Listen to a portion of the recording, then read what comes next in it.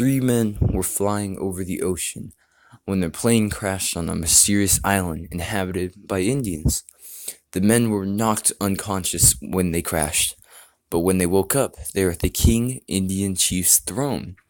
And so he sat there and he said, "Since we're a little humane, I'm going to let you guys live, but only if you could bring me 10 of the same fruit." And so the men went off. And the first guy came back with 10 apples. He said, "Here, I brought you the 10 apples. Now you must let me live." He said, "No, but there is a second part. Now, for my amusement, you must shove all 10 of the apples up your ass without making a facial expression." So the guy got the first one up there, but when they made the second one go up there, he started to cry and was soon executed later. And so the second guy got back, but he had 10 grapes this time. He got all 9 up there except the last one, but then he started laughing hysterically, so he was soon killed later. So the first guy met the second guy in heaven, and he said, "Hey man, why'd you laugh so hard, man? You could have lived if you only got that last grape up there." And he said, "Well, I couldn't help myself. I saw the third guy come in with pineapples." So this little 10-year-old kid is walking down the street with a dead frog behind him on a string. It looks like it's flat. And so he walks up to the brothel and he knocks on the door. And after a minute, a woman answers and he sits there, "What do you want, kid?"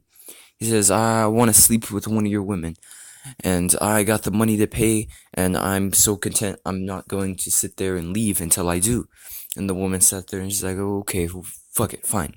And so she lets this little boy in. And he sits there and he asks the woman, he says, "Mrs., do any of your women have diseases?" She's like, "Of course not."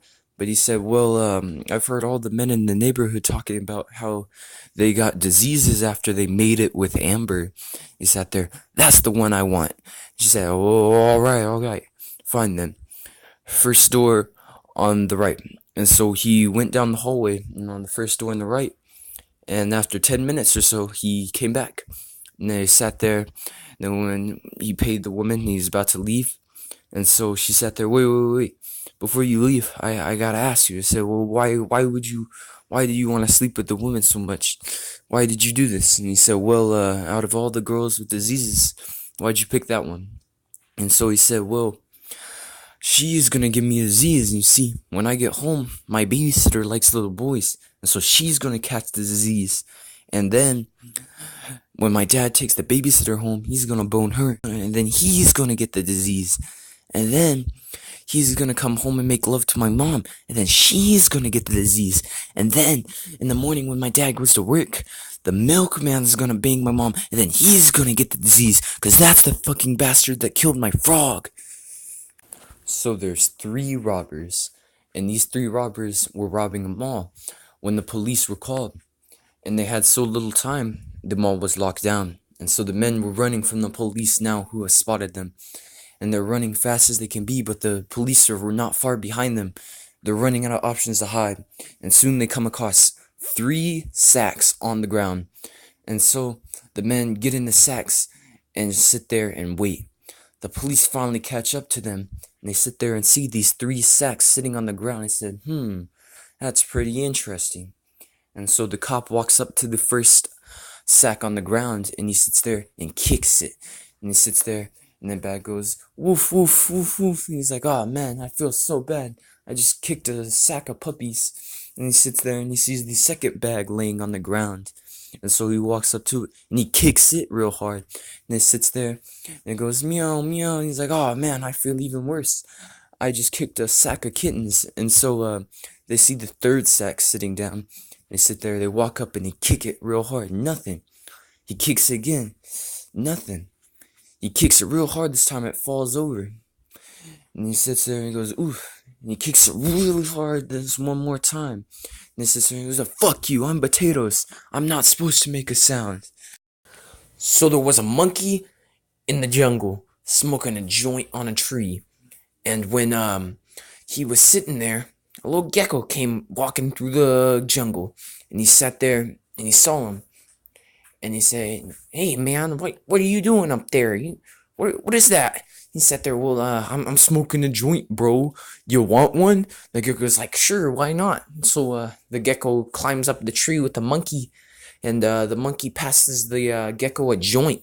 And so then the monkey and the gecko are all together, and they're smoking. And so, he sits there, and they're talking about life. And the gecko's mouth gets dry. He's like, man, my mouth is dry, man. I need something to drink. And so the monkey sits there and goes off and tells him, you should go by the river and get a drink from there. And so the gecko jumps down off the tree and starts going to go get a drink from the river. He bends down to start sipping from the river. And then he falls in and he starts to drown. He's like, oh shit, man, oh shit. And he sees the alligator comes up against him. He's like, whoa, man, what's going on? Oh, man, are you okay? And so the alligator sits there and picks him up. And he sits there. He's like, what happened, man? And the gecko tells him his whole life story. He's like, well, I was walking in the jungle, and then I saw a monkey, and I started smoking a blunt with him, and then my mouth got dry, and I went to get water, and then I fell in, and now I'm here, man. And he sat there, wow, that's pretty crazy. Let me go talk to this monkey, bro. So the alligator goes waddling through the jungle, looking for the monkey, and when he finds him in a tree smoking a joint, the monkey sits there, he's like, holy shit, bro, how much water did you drink? Damn. 3 men were out of town, a German, a Frenchman, and an American. They were all 3 good friends. And so they were in Saudi Arabia drinking some booze. And they didn't know at the time, but that is a pretty big offense in Saudi Arabia. So the police rushed them at the moment, and they sat there and got them and said, you guys are going to be punished to death because you were caught drinking and consuming it, actually.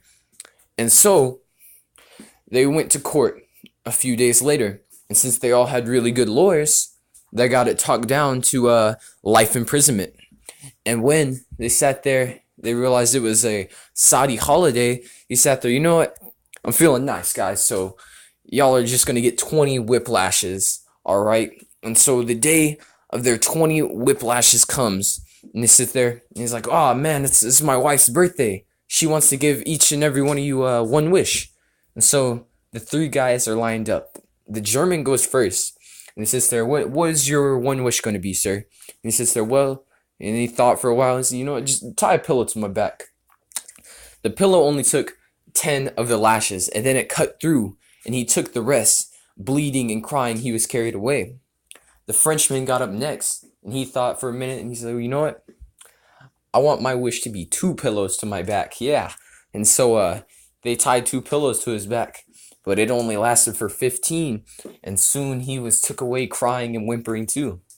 The American got up next, and before he could get whipped, his wife, the whipper, he sits there, he says, man, I love your culture, your people, your country is beautiful, so amazing. I love it. For that, I will give you 2 wishes. And so the American thought, with a big smile on his face, you know what? I want 100 whiplashes. And he sat there, whoa, you're so brave. And if that's what you want, let it be as you want.